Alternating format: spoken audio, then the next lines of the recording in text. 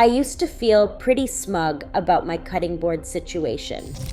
I had the OXO one, the white plastic one with the juice groove around the edge, cost me $42 at Williams-Sonoma, and I wiped it down after every use like a responsible adult. Then one afternoon, I was prepping chicken and I noticed something I had never really looked at before. The surface was covered in thin gray lines, hundreds of them running in every direction, knife scars. I had been using that board for about 8 months, and at some point it had quietly turned into something else entirely. I didn't throw it out that day. That's the embarrassing part. I just washed it harder. Here's what I didn't know then. Those gray lines weren't just cosmetic damage.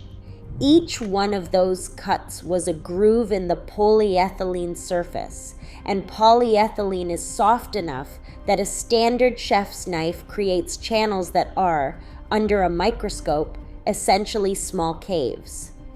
Too narrow to scrub, deep enough to hold moisture, and bacteria, specifically the kinds that end up on raw chicken and beef, don't need much of an invitation to set up permanent residence inside a cave. The pitch for plastic cutting boards has always been simple: non-porous surface, easy to sanitize, dishwasher safe. And that pitch is technically accurate for about 3 weeks. What the brands don't tell you is what happens to that surface the moment you actually start cooking on it. 5 of the most popular plastic boards on the market have a material problem, and it starts the first time you pick up a knife. The OXO Good Grips board is the one that started this whole conversation for me, so it gets to go first. OXO markets their boards as having a non-porous construction, which is true in the same way that a new piece of paper is non-porous. The moment you write on it, that changes. OXO uses high-density polyethylene, which sits at about 55 on the Shore D hardness scale. That sounds technical, but what it means practically is that a decent German chef's knife, which typically has a Rockwell hardness around 60, will score the surface of the board on contact, every single time.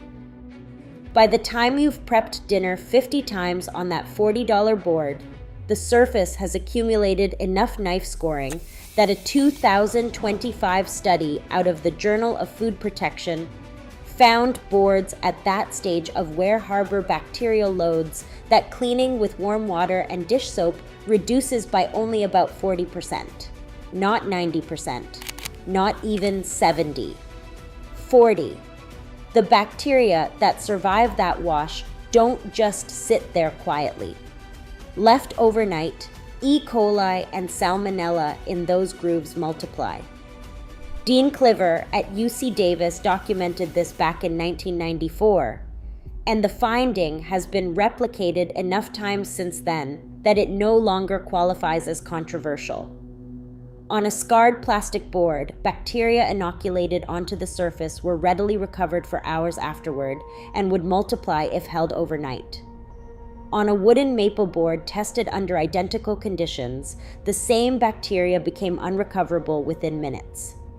OXO's response to the groove problem is that their boards are dishwasher safe, and that's true. But a 2023 NSF International Study of Home Kitchens found that 68% of cross-contamination incidents involving cutting boards traced back to one of 3 behaviors, and one of them was assuming dishwasher safe means bacteria proof. High heat cycles in a dishwasher sanitize the surface.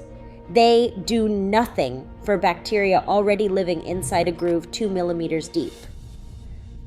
Farberware's plastic cutting boards sit at the other end of the price spectrum from OXO, usually around $12 to $15 at Walmart, and that price difference tells you something important about the material. Where OXO uses high-density polyethylene, Farberware's budget boards are typically polypropylene, which is softer. Shore D hardness around 45 to 50. That extra softness doesn't make them feel cheaper in your hand. What it does is make the knife scar problem significantly worse. Polypropylene develops grooves faster and deeper than high-density polyethylene under the same cutting conditions. A 2023 study published in Environmental Science and Technology measured microplastic release from both polyethylene and polypropylene cutting boards during normal food prep, and found that polypropylene boards released substantially more particles per cutting session than polyethylene boards. We are talking up to 79 million plastic particles per person per year from polypropylene alone. That number is almost beside the point here, but it tells you something about how aggressively the surface degrades. A surface that sheds that much material is a surface with a lot of fresh grooves opening up every time you cook. The bacterial math on a Farberware board that's a few months old is not pretty. A Brazilian study published in early 2025, which examined cutting boards pulled directly from real home kitchens rather than lab simulations, found that plastic boards in actual daily use had significantly higher counts of aerobic mesophilic bacteria and Enterobacteriaceae than wooden boards from the same kitchens. The Farberware board sitting on someone's counter right now, the one they've been using since last Thanksgiving, is almost certainly in that category.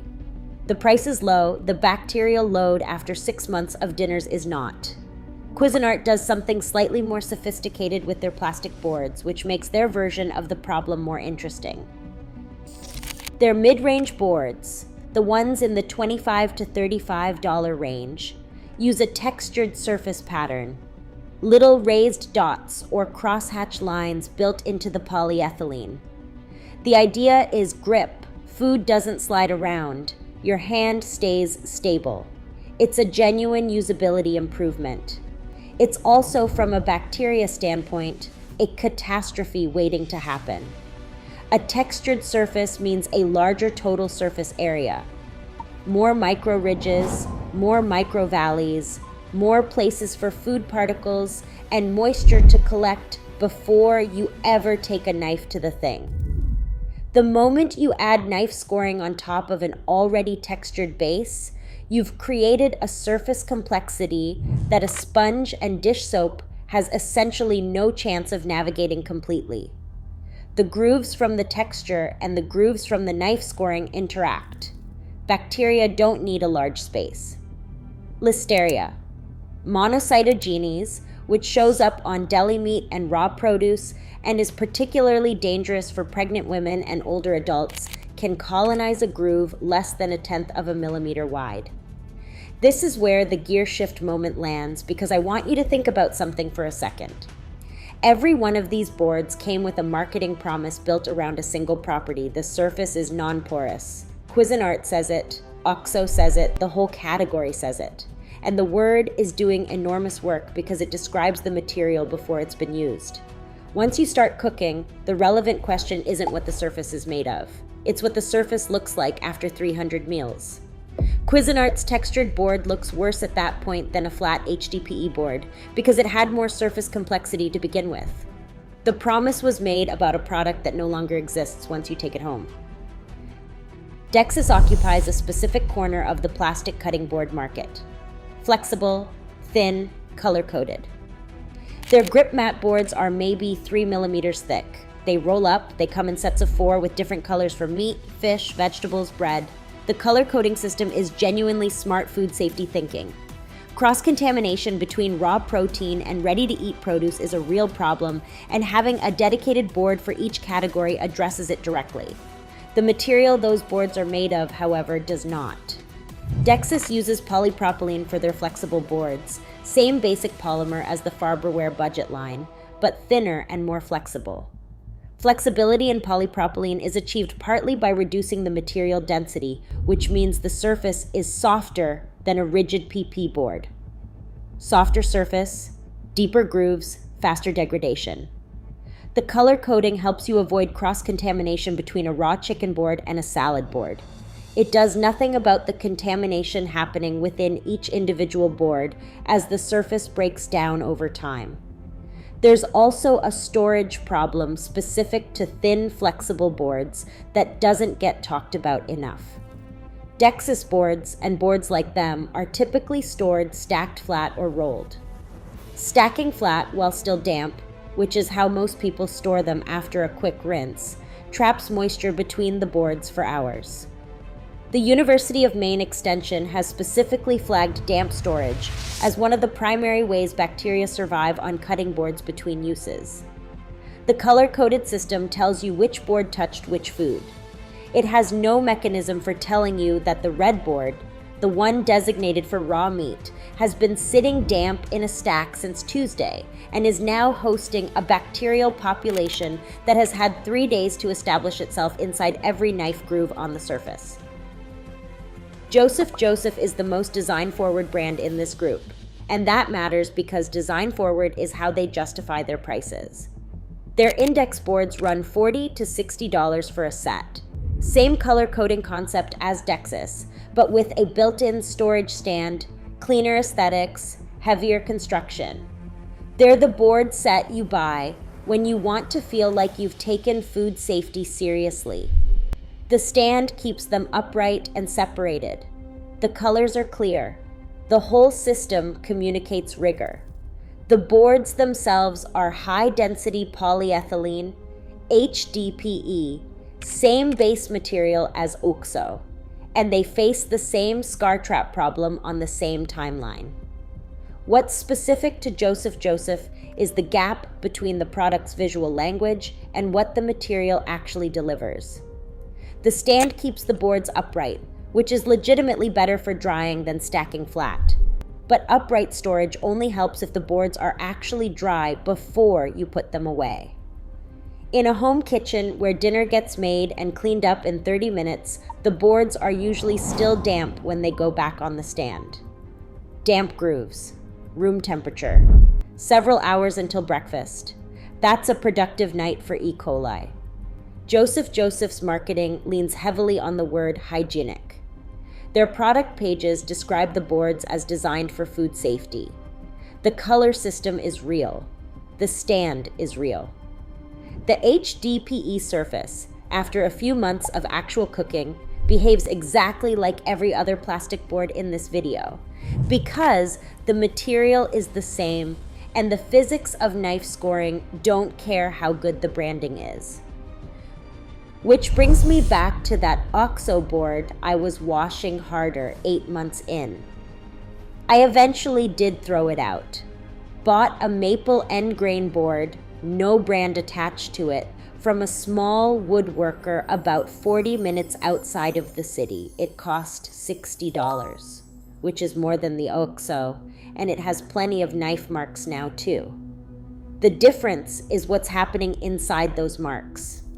Wood draws bacteria down into its fibers, where they dry out and die. The maple board doesn't advertise that. It doesn't have a color-coded system or a storage stand or a juice groove. It just works the way it worked before anyone thought to put a hygiene claim on a piece of polyethylene and charge $40 for it.